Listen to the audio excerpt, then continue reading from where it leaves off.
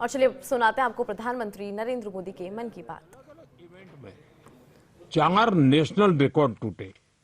गुरिंदरवीर सिंह, विशाल टीके, तेजस्विनी शंकर, देव मीणा और कुलदीप कुमार, इन साथियों ने अलग अलग कैटेगरी में नए रिकॉर्ड बनाए। मैं सबसे पहले तो इन सभी को बहुत बहुत बधाई देता हूं।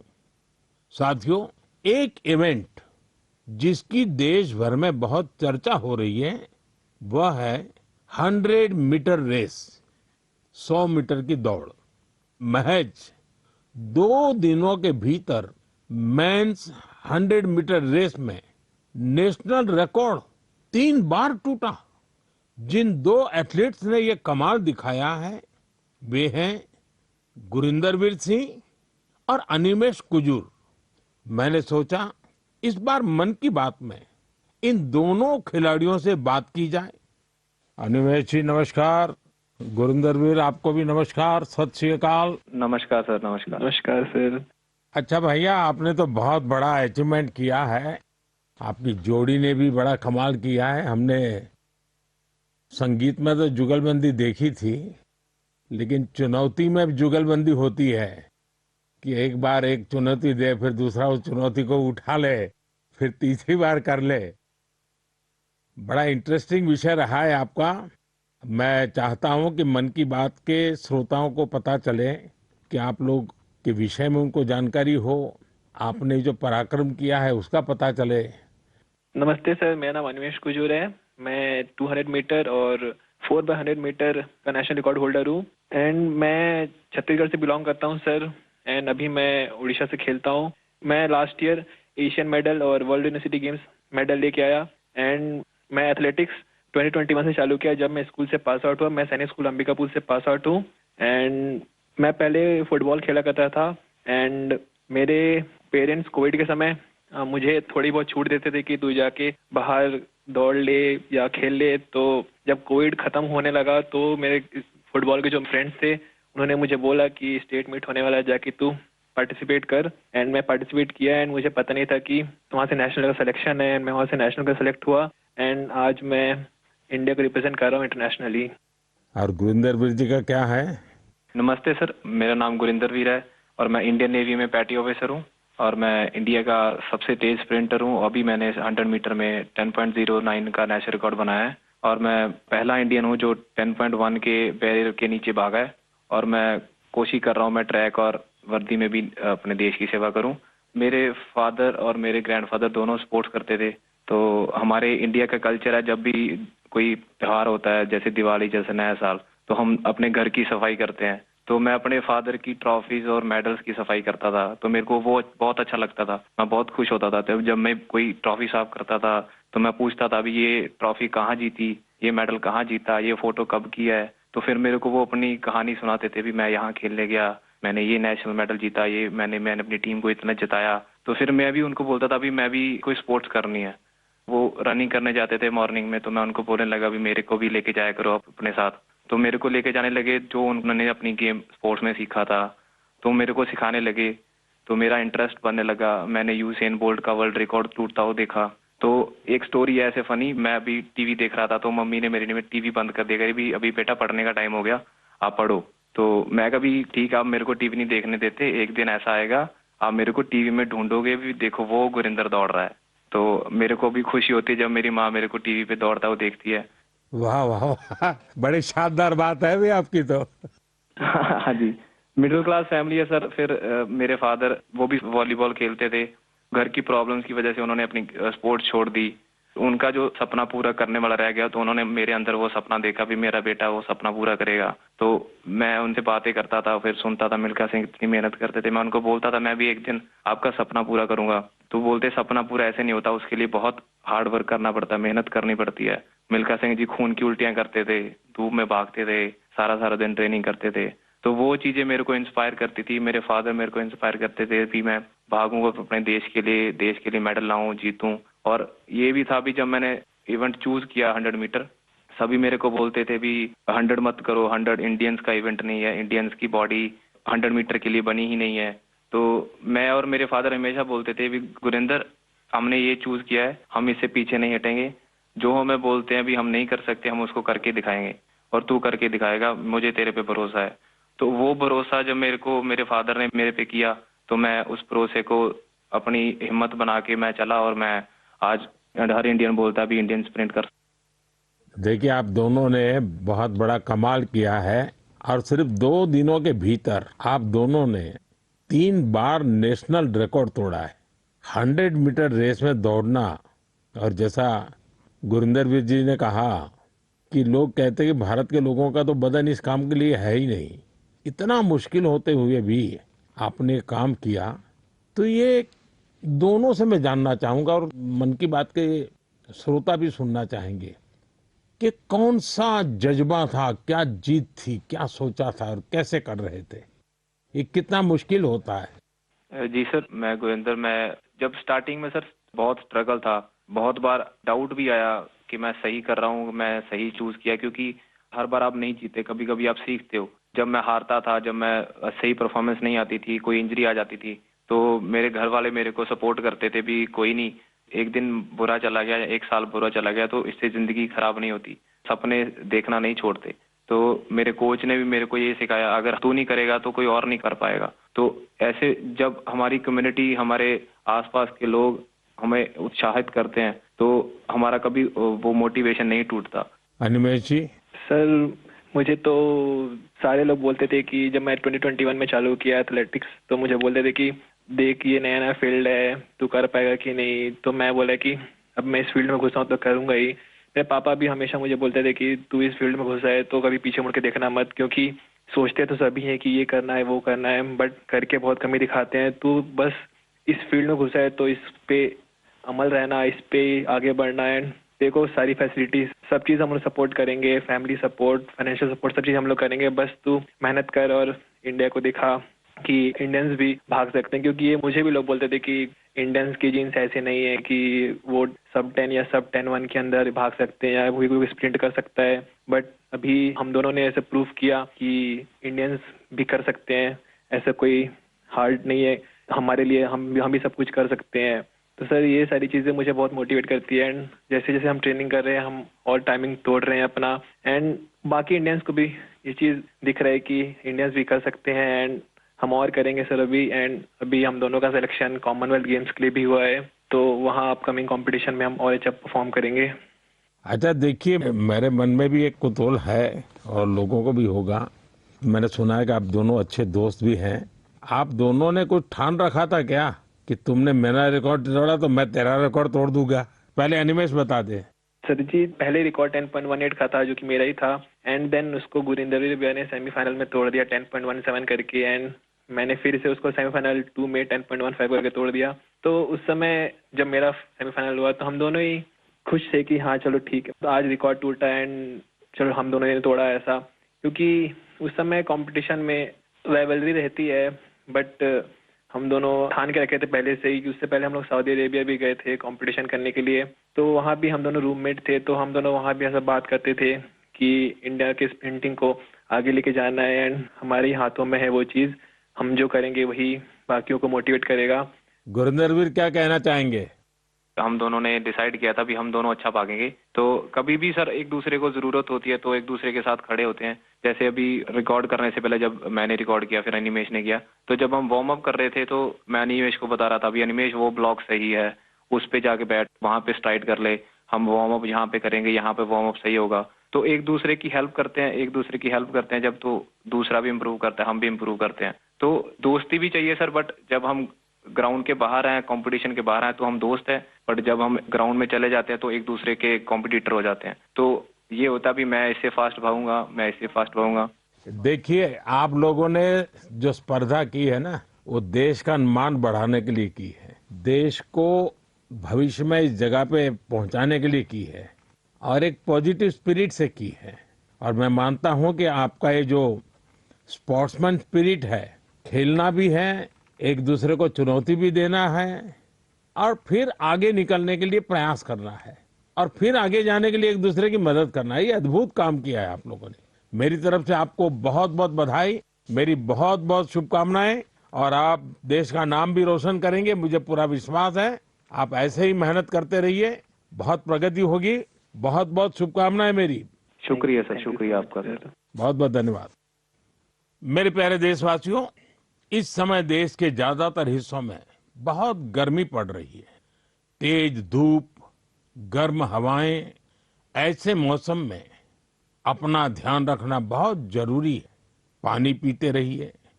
धूप में अगर निकलना ही पड़े तो थोड़ा संभल कर निकले।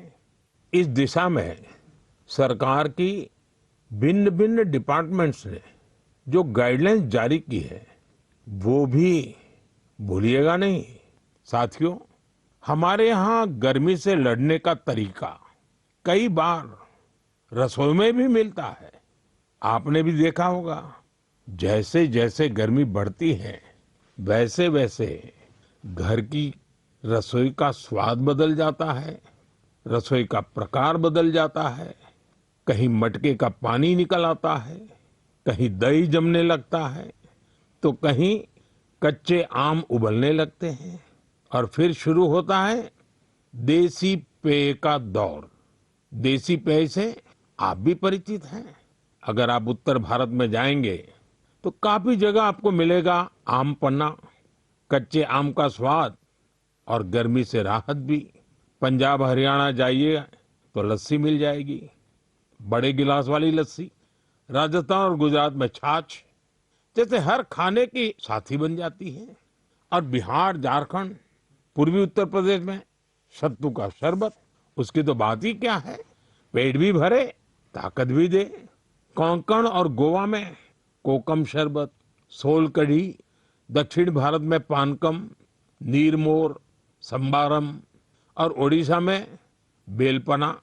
वो सिर्फ पेय नहीं, भारत के अलग अलग क्षेत्रों की परंपरा का हिस्सा है। और इसमें एक भारत श्रेष्ठ भारत की भावना की झलक भी मिलती है। और एक बात जरूर ध्यान रखिएगा, इनमें से ज्यादातर चीजें हमारी अपनी रसोई से निकली है, हमारे खेत खलिहान से निकली है। कोई बड़ी ब्रांडिंग नहीं है, लेकिन पीढ़ियों का अनुभव उनमें समाया हुआ है। आप भी गर्मी के दौरान देसी पेयजलों का खूब आनंद लीजिए।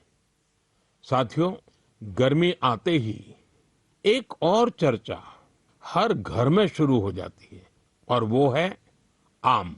आम आम चर्चा का विषय होता है। भारत में शायद ही कोई घर होगा जहां गर्मियों में आम की न होती हो। हर इलाके का अपना आम, अपना स्वाद, अपनी खुशबू। महाराष्ट्र और कोंकण का हापुस, अल्फांसो, गुजरात का केसर, यह तो आमरस की जान है। उत्तर प्रदेश का दशहरी और मेरी काशी का लंगड़ा। वैसे लंगड़ा आम की एक खास बात होती है, पकने के बाद भी उसका रंग कई बार हरा ही रहता है। बिहार का जर्दालू, जिसकी खुशबू दूर से पहचान में आ जाए। चौसा, मालदा, हर नाम के साथ लोगों की यादें जुड़ी हुई हैं। दक्षिण भारत जाइए तो बंगनपल्ली, तोतापुरी, नीलम, मलगोवा, बंगाल का हिमसागर, उड़ीसा और आंध्र प्रदेश का सुवर्ण रेखा। यानी जगह बदलती है, आम का रूप, रंग और उसका स्वाद भी बदल जाता है। और साथियों, आम की ये यात्रा अब गांव से ग्लोबल मार्केट तक भी पहुंच रही है। आज मन की बात के माध्यम से मैं आम की पैदावार से जुड़े अपने किसान भाई बहनों की प्रशंसा करूंगा। आप देश की कृषि अर्थव्यवस्था के लिए आम किसान नहीं, बहुत विशेष हैं। ऐसे ही छाए रहिए। साथियों, गर्मी के इन दिनों में ऐसे तो स्कूलों की छुट्टियां होती हैं, लेकिन मैं एक ऐसे क्लास की बात करूंगा जिसमें आपका एडमिशन करने का मन कर जाएगा। साथियों, एक स्थिति की कल्पना कीजिए, एक ऐसा स्कूल जहां बच्चे भी आते हो, युवा भी और बुजुर्ग भी, जहां कोई फीस ना हो, कोई बड़ी बिल्डिंग ना हो, कोई क्लासरूम भी ना हो, और सबसे रोचक बात, वहां क्लास नदी में लगती हो। साथियों, ये कोई कहानी नहीं है, ये एक सच्चा प्रयास है। केरलम के आलुवा में साजी वलाशेरिल जी ऐसा ही एक स्विमिंग क्लब चला रहे हैं। अब तक 15,000 से ज्यादा लोग यहाँ तैरना सीख चुके हैं। साजी जी ने दिव्यांग बच्चों को भी स्विमिंग सिखाई है। इस प्रयास के पीछे एक पीड़ा भी छिपी है। कुछ वर्ष पहले एक नौका हादसे में कई छात्रों की मृत्यु हो गई थी। उस घटना ने साजी जी को भीतर तक झकझोर दिया। उन्होंने सोचा, अगर बच्चों को तैरना आता होता तो शायद कई जानें बच जाती। बस यहीं से शुरू हुआ उनका ये अभियान। साथियों, साजी वलाशेरिल जी का जीवन हमें एक बहुत बड़ी सीख देता है। सेवा करने के लिए बहुत बड़े साधन जरूरी नहीं होते, जरूरी होता है एक अच्छा इरादा और लगातार किया गया प्रयास। इन्हीं के दम पर हजारों लोगों के जीवन में बदलाव लाया जा सकता है। मेरे प्यारे देशवासियों, बीते दिनों मुझे यूरोप के नीदरलैंड जाने का अवसर मिला। वहां मैं कई मीटिंग में शामिल हुआ। इसी दौरान एक ऐसा क्षण आया जिसने हर भारतीय को गर्व से भर दिया। नीदरलैंड्स में आयोजित एक विशेष समारोह में चोला काल की प्राचीन ताम्र पट्टिकाएं भारत को वापस सौंपी गई। उस कार्यक्रम में नीदरलैंड्स के प्रधानमंत्री भी मौजूद थे। इन ताम्र पट्टिकाओं को लेकर मुझे देश विदेश से लगातार संदेश मिल रहे हैं। लोग खुशी जता रहे हैं, गर्व व्यक्त कर रहे हैं। दुनिया भर के तमिल समुदाय में भी इसे लेकर विशेष उत्साह है। साथियों, इन ताम्र पट्टिकाओं को लेकर लोगों में काफी जिज्ञासा भी है। इसलिए आज मैं इससे जुड़ी कुछ बातें आपसे साझा करना चाहता हूं। इनमें 21 बड़ी और 3 छोटी ताम्र पट्टिकाएं हैं। ये मुख्य रूप से राजा राजेंद्र चोला प्रथम द्वारा अपने पिता राजा राजा चोला के एक वचन को पूरा करने से जुड़ी है। इनमें आनाई मंगलम गांव को एक बौद्ध विहार को दान देने का उल्लेख है। इन ताम्र पट्टिकाओं में चोला वंश की उपलब्धियों का भी वर्णन मिलता है। इनसे पता चलता है कि चोला साम्राज्य की समुद्री शक्ति कितनी मजबूत थी। दक्षिण पूर्व एशिया के देशों के साथ उनके संबंधों की जानकारी भी इनमें मिलती है। चोला साम्राज्य के समृद्ध इतिहास और संस्कृति पर हम सभी को बहुत गर्व है। साथियों, हमारी सरकार भारत की ऐसी अमूल्य धरोहरों के संरक्षण के लिए लगातार प्रयास कर रही है। इसी क्रम में ज्ञान भारतम अभियान के तहत छत्तीसगढ़ के मल्हार में भी एक महत्वपूर्ण खोज हुई है। यहाँ 3 दुर्लभ ताम्र पट्टिकाएं मिली हैं। ये पांडुवंशी राजवंश के महर्षि बालार्जुन के शासनकाल से जुड़ी मानी जा रही है। विशेषज्ञ मानते हैं कि इंस्क्रिप्शंस 6ठी 7वीं सदी के हैं, यानी 1400-1500 साल पुराने। ये ताम्र पट्टिकाएं प्राचीन ब्राह्मी लिपि और पाली भाषा में लिखी गई है। इनसे उस समय की शासन व्यवस्था, धर्म और संस्कृति के बारे में महत्वपूर्ण जानकारी मिलती है। साथियों, हम भारतीयों में खगोल विज्ञान यानी एस्ट्रोनॉमी को लेकर हमेशा विशेष आकर्षण रहा है। हमारे देश में आज भी सदियों पुरानी ऑब्जर्वेटरीज मौजूद है। यहाँ अद्भुत मैथमेटिकल डिस्कवरीज हुई है। नेविगेशन हो, पंचांग हो या हमारे पर्व त्योहार, इन सब का संबंध आकाश और तारों से रहा है। हमारे यहाँ एस्ट्रोनॉमी ने हर पीढ़ी में कौतूहल जगाया है, उसे एक्सप्लोरेशन के लिए प्रेरित किया है और आज के युवाओं में भी इसे लेकर काफी उत्साह दिखाई देता है।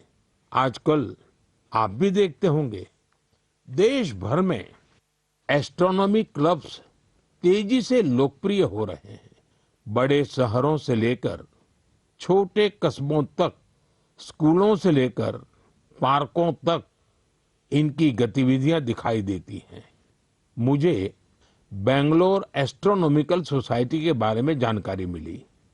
यहाँ ऑब्जर्वेशनल सेशंस आयोजित किए जाते हैं। इस संस्था ने ग्रामीण क्षेत्रों में एस्ट्रोनॉमी को लोकप्रिय बनाने का मिशन भी शुरू किया है। खगोल मंडल नाम की टीम ने 30 घंटे का एक बहुत इनोवेटिव कोर्स शुरू किया है। साथियों, रात में तारों को निहारना अपने आप में अद्भुत अनुभव होता है। एस्ट्रो केरला नाम की एक संस्था नाइट ऑब्जर्वेशन कैंप और वर्कशॉप आयोजित करती है। यहाँ युवा साथी टेलीस्कोप बनाना और स्टार मैप्स का इस्तेमाल करना सीखते हैं। राजकोट के बिग बैंग एस्ट्रोनॉमी क्लब ने गिर के जंगलों से लेकर कच्छ के रण तक अनेक एस्ट्रोनॉमी इवेंट्स आयोजित किए हैं। ज्योतिर्विद्या परिसंस्था भी एस्ट्रोनॉमी के सबसे पुराने संस्थानों में से एक है। यहाँ ऑब्जर्वेशनल फैसिलिटीज के साथ साथ बुक्स, लाइब्रेरी और टेलीस्कोप लाइब्रेरी की सुविधा भी है। मैं आईसेक का भी जिक्र करना चाहूंगा। यह एक student led nationwide network है जो एस्ट्रोनॉमी और एस्ट्रोफिजिक्स क्लब को आपस में जोड़ता है। साथियों, अपनी हॉबी के लिए समय निकालना और लगातार कुछ नया सीखते रहना बहुत जरूरी है। मैं युवाओं से आग्रह करूंगा कि वे किसी एस्ट्रोनॉमी क्लब से जरूर जुड़े और इन छुट्टियों में किसी प्लेनेटेरियम को भी जरूर देखने जाएं। साथियों, मन की बात कार्यक्रम को जो लोग टीवी पर देख रहे हैं, मैं उनसे कहूंगा एक वीडियो जरूर देखिएगा। ये वीडियो पिछले दिनों बहुत चर्चा में रहा। इसमें कुछ लोग बहुत धैर्य से, बहुत सावधानी से एक गंगा डॉल्फिन को बचाने की कोशिश कर रहे हैं। आपको ये जानकर आश्चर्य होगा, इस पूरे प्रयास में करीब 13 घंटे लगे और आखिरकार वो डॉल्फिन बच गई। साथियों, इसमें बहुत बड़ी भूमिका रही भारत की पहली गंगा डॉल्फिन रेस्क्यू एम्बुलेंस की। ये घटना उत्तर प्रदेश की है। वहां एक गंगा डॉल्फिन नहर में फंस गई थी। ऐसे समय में नमामि गंगे अभियान के तहत बनी ये एम्बुलेंस उसके लिए उम्मीद बनकर पहुंची। फिर बहुत सावधानी से उसे बाहर निकाला गया, उसकी जांच की गई, उसका इलाज किया गया और उसके बाद उसे सुरक्षित राप्ती नदी में छोड़ दिया गया। एक तरह से कहें तो एक जीवन फिर अपने घर लौट गया। साथियों, ये डॉल्फिन रेस्क्यू एम्बुलेंस बहुत खास है। इसे एक चलते फिरते अस्पताल की तरह तैयार किया गया है। इसमें डॉल्फिन को सुरक्षित रखने की व्यवस्था है, ऑक्सीजन की सुविधा है, विशेष स्ट्रेचर है, बचाव के उपकरण है।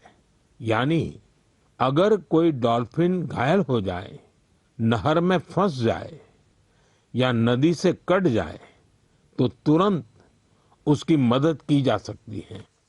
साथियों, जब हम गंगा डॉल्फिन को बचाते हैं तो हम सिर्फ एक प्रजाति को नहीं बचाते, हम गंगा की जैव विविधता को बचाते हैं, नदी के पूरे जीवन तंत्र को बचाते हैं और अपनी आने वाली पीढ़ियों के लिए प्रकृति की एक अमूल्य धरोहर भी बचाते हैं। मेरे प्यारे देशवासियों, आप में से बहुत लोगों की नदी, तालाब और कुएं के पानी से जुड़ी यादें जरूर होगी। किसी को तालाब में तैरना याद होगा, किसी को दोस्तों के साथ तालाब किनारे खेलना, किसी को उस मिट्टी की खुशबू याद होगी। बचपन की ऐसी यादें जीवन भर मन में बसी रहती हैं। साथियों, ऐसी ही यादों को बचाने की एक प्रेरक गाथा उत्तर प्रदेश के बस्ती जिले से सामने आई है। बस्ती के आकाश गुप्ता अपने गांव की मनोरमा नदी को देखकर बहुत दुखी होते थे, क्योंकि जिस नदी को उन्होंने बचपन में साफ और जीवन देखा था, समय के साथ उस नदी में प्लास्टिक जमा होने लगा था, गंदगी बढ़ती चली जा रही थी। श्रीमान आकाश ने तय किया कि शिकायत नहीं करेंगे, एक नई शुरुआत करेंगे। शिकायत नहीं, शुरुआत मंत्र बन गया। उन्होंने अपने दोस्तों को साथ लिया। सिर्फ जाल था, फावड़ा था, टोकरी थी और सबसे बड़ी ताकत थी कुछ बदलने का संकल्प। ये युवा नदी में उतरते थे, जलकुंभ भी निकालते थे, प्लास्टिक और कचरा बाहर लाते थे। कई बार एक दिन में 50-60 किलो तक कचरा नदी से निकाला गया। धीरे धीरे मनोरमा नदी का वह हिस्सा फिर से साफ दिखने लगा। आसपास के लोगों का ध्यान भी इस काम की तरफ गया। लोगों में स्वच्छता को लेकर जागरूकता बढ़ी। साथियों, ऐसी ही एक प्रेरक कहानी गोवा से भी सामने आई है। गोवा के बाल कृष्ण अय्या जी रिटायर्ड टीचर हैं, लेकिन समाज के लिए काम करने का उनका उत्साह आज भी वैसा ही है। उन्हें मड्डी तोलाब इलाके में पानी की समस्या बहुत परेशान करती थी। उन्होंने भी समाधान के लिए काम शुरू किया।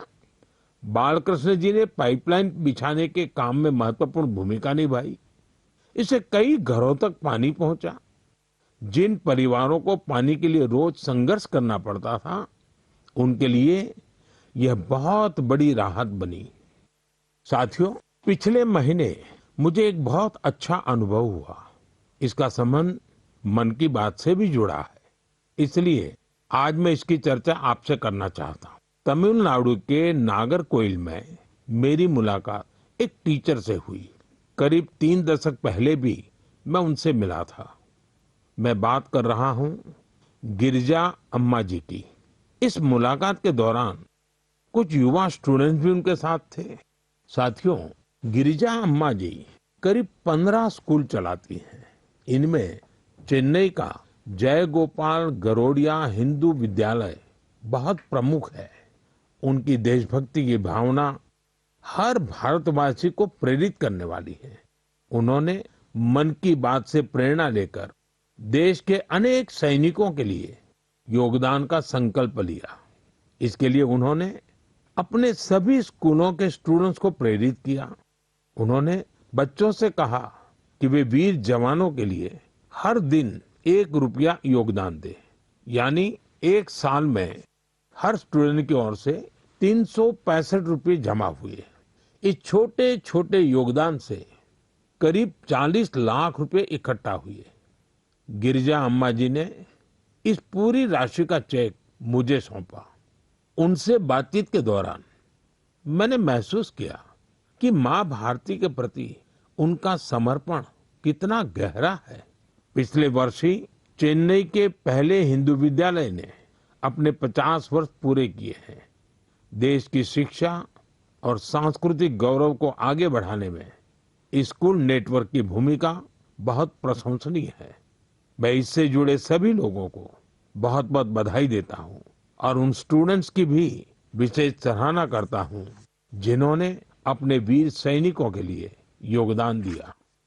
साथियों, भारत के हर गांव में, हर शहर में कुछ न कुछ ऐसा हो रहा है जो हमें प्रेरणा देता है। कई बार इन प्रयासों की ज्यादा चर्चा नहीं होती, लेकिन जब हम इन्हें जानते हैं तो ये विश्वास और मजबूत होता है कि देश अपने लोगों की शक्ति से आगे बढ़ रहा है। मेरा आपसे आग्रह है, अपने आसपास के ऐसे प्रयासों को जरूर देखिए। जो लोग समाज के लिए अच्छा काम कर रहे हैं, उन्हें पहचानिए, उनकी सराहना कीजिए, उनसे सीखिए और हो सके तो खुद भी किसी अच्छे काम से जुड़िए। अगले महीने मन की बात में कुछ और प्रेरक गाथाओं के साथ मैं फिर आपसे जुड़ूंगा। बहुत बहुत धन्यवाद। नमस्कार।